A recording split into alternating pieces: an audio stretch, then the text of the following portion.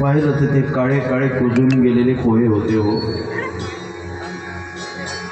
पण ते कसे होते? शुद्ध भावाचे होते. कसे होते? त्या पोह्यामध्ये भाव कसा होता? शुद्ध होता. शुद्ध ज्याचा भाव झाला, अंधुरी नाही देव त्याला. बनले का गाठोडीमध्ये. सुशीला म्हणते, जा बरं तुम्ही आज, जा या म्हणे कृष्णाला भेटून. पण सुदामजी म्हणते, अगं मी आज नाही जाणार, मी उद्या जाईन. पण सुशीला म्हणते, आता कशाला वेळ करता, निघून जा ना आणि या म्हणे भेटून. कोणाला? कृष्णाला. पण कृष्ण परम काय म्हणतेस? सुदामजी, अगं मी उद्या जाईन. कशाला वेळ करता? अगं तुला नाही कळणार.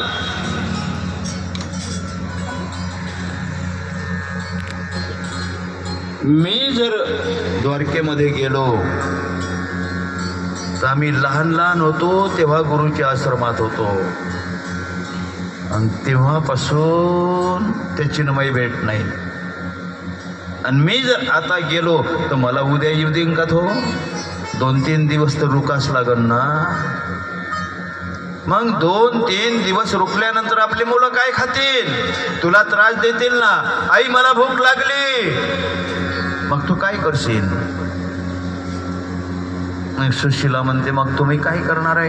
हा, म्हणूनच म्हणतो की मी आज नाही जात, उद्या जाईल. आज मी भिक्षक माधुगिरी करता गावात जातो आणि 5-25 घरची भिक्षा मागून आणतो, का जेणेकरून 3 दिवस आपल्या मुलाला पुरण.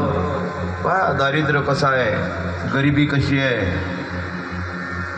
एक गरीब माणूस असन त्याला विचार पडते, आज मी काय खाऊ, आज काय खाऊ, हा विचार पडते. एक श्रीमंत माणूस आहे त्याला विचार पडते, आज मी काय काय खाऊ, कारण त्याच्या ताटामध्ये नाना प्रकारचे पक्वान नाही. म्हणून तो म्हणते, आता मी काय काय खाऊ, हे खाऊ का ते खाऊ का ते खाऊ. आणि गरीबाली विचार कसा पडते, आज मी काय खाऊ. हे परिस्थिती कोणाची होती? सुदामजीची होती. 5-25 घरी भिक्षा केली, घरी आले धर्मपत्नीकडे आणि ते झोळी दिली. सुदामजीनं पाय धुतले, मावळीनं जेवण वाढलं, 1 पोळी आणि एवढी भाजी एका ताटामध्ये वाढली आणि म्हणते, प्राणनाथ घ्या, जेवण करा आणि थंड्या थंड्या लवकर निघा देवाच्या भेटीला द्वारकेमध्ये. जेवायला सुदामजी बसले, पण सुदामजीचं हृदय भरून आलं. मी गेलो म्हणजे 2-3 दिवस लागणार आहे. मी माधुगिरी करून आणली, हे 3 दिवस पुरण तर बरं होईल, नाही तर माझे मुलं काय खातील. परिस्थिती हो, दारिद्र्य मोठं खराब. म्हणून सुदामजीनं त्या एका पोळीतली अर्धी तोडली आणि सुशीला म्हणते, सुशीले हे घे, ठेवून दे अर्धी पोळी. सुशीला म्हणते, का हो, थकून आले, माधुगिरी करून आले, 1 पोळी तुम्हाला जड होते? अगं तसं नाही, मला भूक जरी लागली तर आपण सांभाळून घेऊ, पण या मुलाला जर भूक लागली तर सांभाळणार नाही ना. ही जर अर्धी पोळी राहिली तर आपल्या 2 मुलाचा उद्या सकाळीच नाश्ता होईल ना. पहा दारिद्र्य कसं आहे, गरिबी. मग घे, ठेवली, अर्धी पोळी खाल्ली, कुठले हात धुतला, लोट्या घेतला, हातामध्ये काठी घेतली, पोह्याची गाठोडी कमरीमध्ये खुसली आणि भगवान कृष्ण परमात्म्याचं नामस्मरण करत निघाले. कुठं? द्वारकेच्या रस्त्यानं. पण चिंतन कोणाचं आहे? चिंतन मुखामध्ये कोणाचं आहे? भगवान कृष्ण परमात्म्याचं आहे. जय श्रीकृष्ण, जय श्रीकृष्ण. मार्गानं निघाले.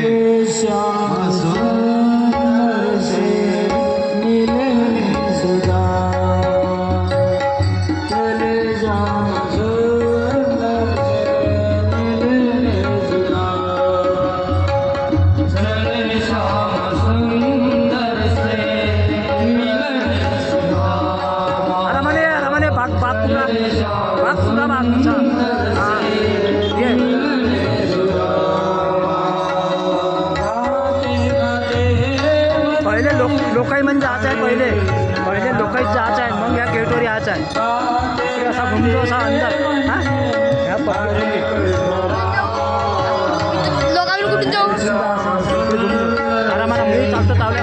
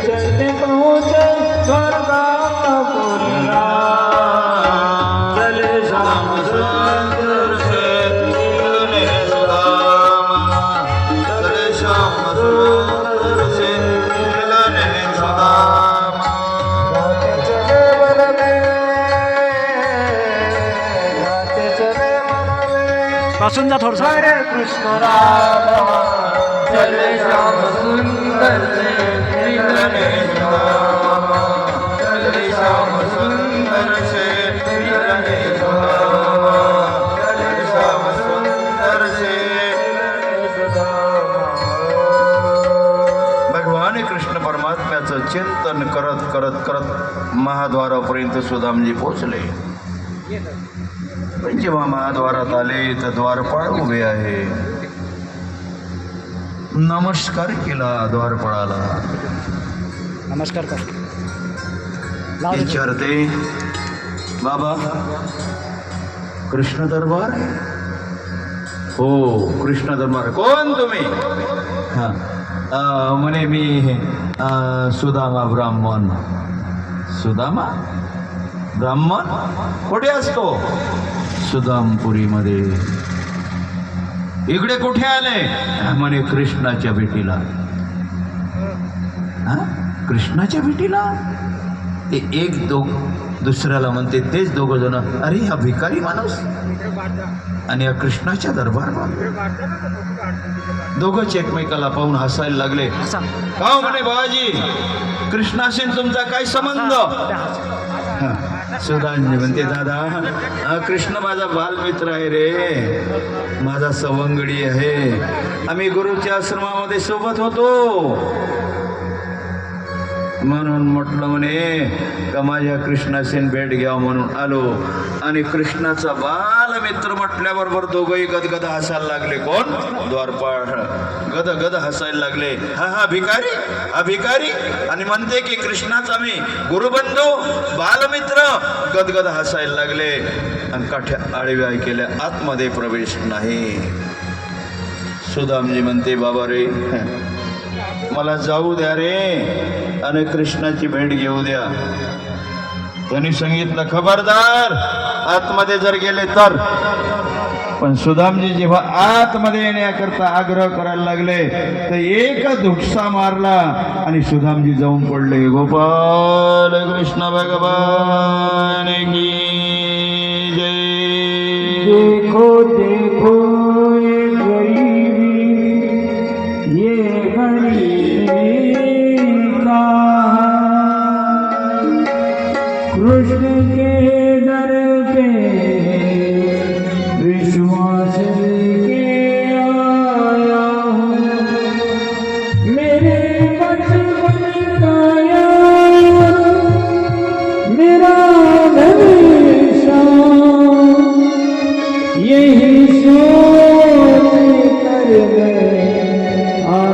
लेके आया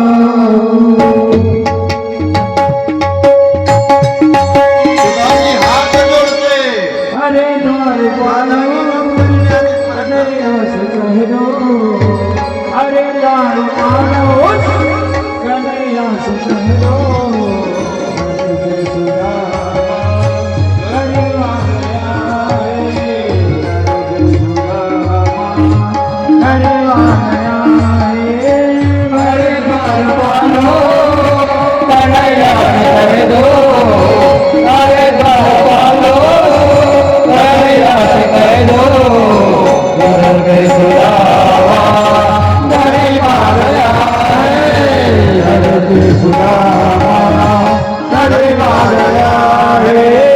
भटकते न जाने कहाँ से भटकते भटकते न जाने कहाँ से तुम्हारे महल के करीब आ गया है तुम्हारे महल के करीब आ गया है अरे बार पालो कन्हैया से कह दो अरे द्वार पालो कन्हैया से कह दो नजर पे सुदामा गरीब आ गया है नजर पे सुदामा गरीब आ गया है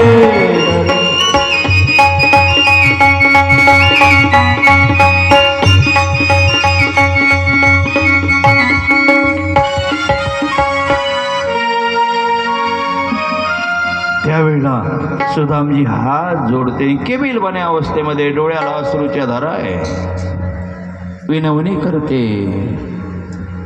ठीक आहे माझा प्रवेश आतमध्ये होत नाही ना माझा निरोप तरी कृष्णापर्यंत न्या अरे हे द्वार पलो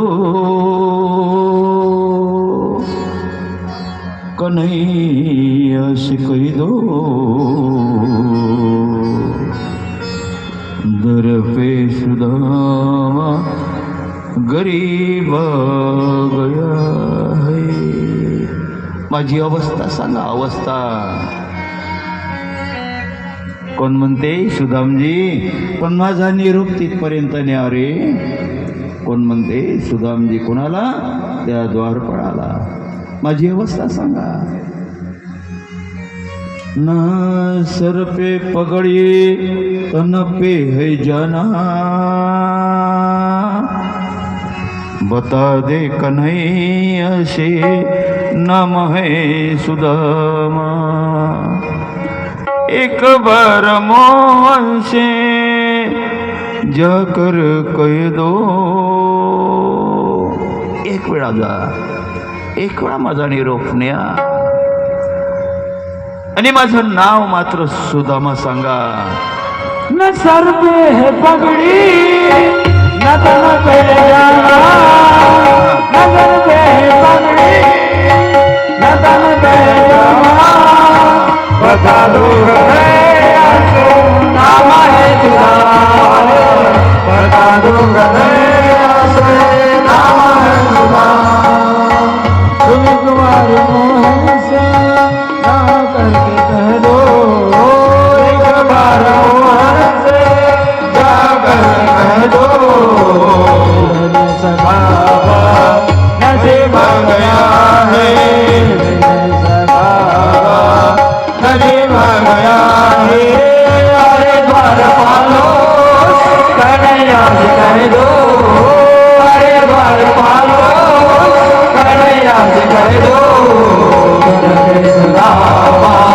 गरीब आ गया है सुदामा गरीब आ गया है म्हणून तो एक द्वारपाळ दुसऱ्याला म्हणते अरे तो एवढ्या काकुळतीनं म्हणतो आहे याची थट्टा करू नको थांब मी येतो कृष्णाला निरोप सांगून म्हणून एक सेवक धावत आला कृष्णाकडे आणि हात जोडून विनवणी करते स्वामी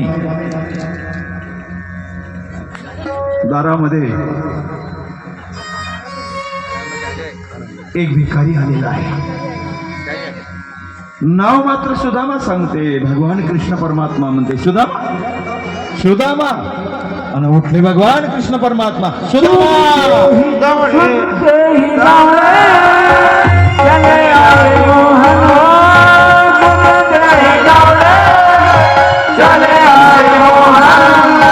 लगाया गले से सुदामा को मोहन लगाया गले से सुदामा को मोहन तेरी दौड़े चले आए मोहन लगाया गले से सुदामा को मोहन लगाया गले से सुदामा को मोहन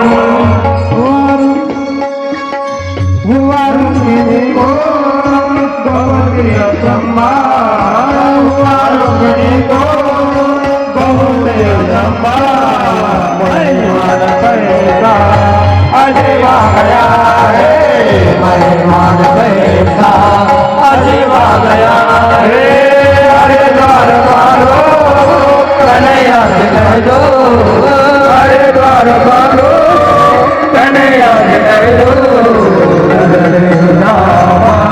गरीबा गया है सुदामा गरीबा गया है सुदामा गरीबा गया सुदामा नाव ऐकलं हो सुदामा नाव आणि भगवान कृष्ण परमात्मा धावत लागले. सुदामा सुदामा सुदामजी एका कोपऱ्यात बसून होते. भगवंतानं सुदामजीची अवस्था पाहिली आणि भगवंताचं हृदय भरलं. भगवंताच्या डोळ्यामध्ये पाणी आलं. सुदामा अरे सुदामा पण सुदामजी बोलत नाही. दोन्ही टोंगळ्याच्या मधात आपली मान घेऊन टपटप खाली आसू गाळत आहे. भगवान कृष्ण परमात्म्याने उचललो. रुक्मिणीला आवाज दिला. रुक्मिणी माझ्या दादा करता पाणी आण पाय धुण्याकरता. रुक्मिणी जेव्हा दारात येऊन पाहते दारातून पाहते रुक्मिणीला मोठं नवल वाटलं. एक भिकारी देवानं आपल्या कडेवर घेतलेला आहे म्हणून रुक्मिणीला नवल वाटलं. हुआ रुक्मिणी को बहुत ही अचंबा. रुक्मिणीला नवल वाटलं. एक भिकारी आणि माझ्या मालकाच्या कडेवर खांद्यावर. देवाने पुन्हा आवाज दिला. अगं रुक्मिणी मी काय म्हणते. त्यावेळेस रुक्मिणीनं भक्ताचे पाय धुण्याकरता तांब्या आणला हो. गंगाळ आणलो. पाय धुण्याकरता सुदामजीनं पाय भांड्यामध्ये ठेवले. आमचा पाणी टाक जा. रुक्मिणी जेव्हा पाय धुवायला लागली देवानं सांगितलं थांब तुला पाय धुण्याचा अधिकार नाही. माझ्या भक्ताची तू चेष्टा केली चेष्टा. पण रुक्मिणीनं हट्ट धरला नाही. मी तुमच्या भक्ताचे पाय धुतल्याशिवाय राहणार नाही. पण देवानं सांगितलं सिर्फ पाण्याची धार सोड. माझ्या भक्ताच्या पायाला हात लावण्याचा अधिकार तुझा नाही. का नाही. तू काय केली थट्टा केली. रुक्मिणी मातेनं पाणी सोडलं. देवानं भक्ताचे पाय धुतले. पितांबरानं पुसले पितांबरानं. सुदामजीचं हृदय भरलं. सुदामजी म्हणते कृष्णा काय करतो रे तू. हे जमलं नाही तुझं. आसनावर बसवलं. रुक्मिणीला सांगितलं माझ्या दादा करता नवीन कपड्याचा अहेरान आणि अहेर समर्पण कर. भगवंतानी नव वस्त्र आणि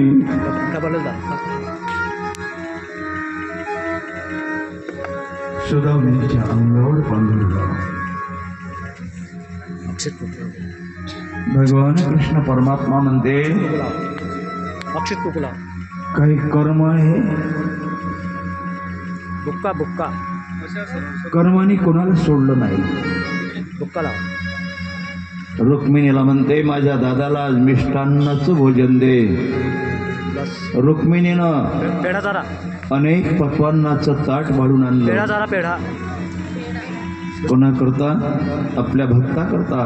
पण भगवंताने एक लाडू हातामध्ये घेतला खाऊन घे पुन्हा. आणि खा बाजू भक्ताच्या मुखामध्ये टाकला. सांगितलं, दादा काय रे तुझी ही दशा? घे, आज पोटभर जेव. दुसरा घे. सुदामजीने एक लाडू सेवन केला आणि सांगितलं, कृष्ण बस पुरे झाला, आता माझं पोट भरलो, आता नको आहे, नको, राहू दे. कृष्णानं सुदामजीचा हात धरला, घे घे घे. महालामध्ये आसनावर जाऊन बसले ठीक आहे. घे घे घे. आणि त्या जुन्या गोष्टी काढायला लागला. उभ्याच राहा. करे म्हणे कृष्णा, सुदामजी, दादा तुम्ही बसा तिकडे जाऊ तिकडे कसं काय आहे रे? तुम्ही बसा. प्रपंच कसं काय चालू आहे? खांदा टाका. सुदामजी म्हणते, कृष्णा तुझी कृपा आहे ना रे, तुझी कृपा असल्यावर मग काय कमी आहे? ज्या ठिकाणी भगवंताची कृपा आहे त्या ठिकाणी कमी नाही, समाधान आहे. मला मुलं बाळ आहे ना, 4 आहे, आनंद आहे. बरं ठीक आहे, मग वहिनीचा स्वभाव कसा काय आहे? सुदामजी म्हणते, नम्र स्वभाव आहे तुझ्या वहिनीचा, म्हणून तर आमचा प्रपंच हा सुखानं चालू आहे. बरं मग तुम्ही इथपर्यंत आले म्हणे दादा, तर वहिनीनं माझ्याकरता काही भेट मानून पाठवलं नाही? त्यावेळेस मात्र बटा हा गाठोडी होती कमरेमध्ये, असा व्हायला लागला. कृष्णाले म्हणते, कृष्णा आम्ही भिकारी माणसं, आणि तुझ्याकरता काय आणणार रे? तुला आम्ही काय देऊ शकतो नाही का? एकदा आम्हीच म्हणजे आमचं पोट भिक्षा मागून भरतो, आणि तुला काय देऊ? नाही, असं होणार नाही म्हणे दादा, माझ्या वहिनीचा स्वभाव माहीत आहे मला. तुम्ही इथपर्यंत आले तर वहिनीनं तुम्हाला खाली पाठवलंच नाही, पण तुम्ही म्हणे देण्याकरता कंजूसी करत आहे. सुदामजीला असं वाटलं, दिसली तर नाही गाठोडी, म्हणून ते असे वाकायला लागले. भगवान कृष्ण परमात्मा उठले आणि कमरेतली गाठोडी ओढली. गोपाल कृष्ण भगवान की.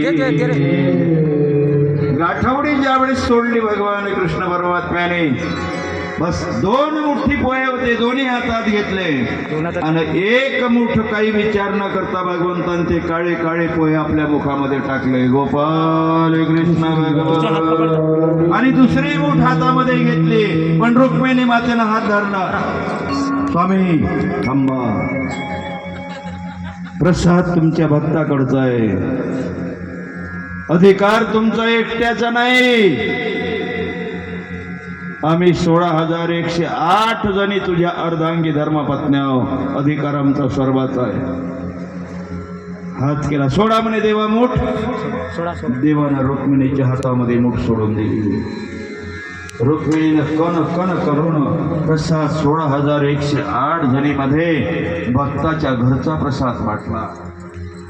प्रसाद किती घ्यायचा असते? पोटभर नाही.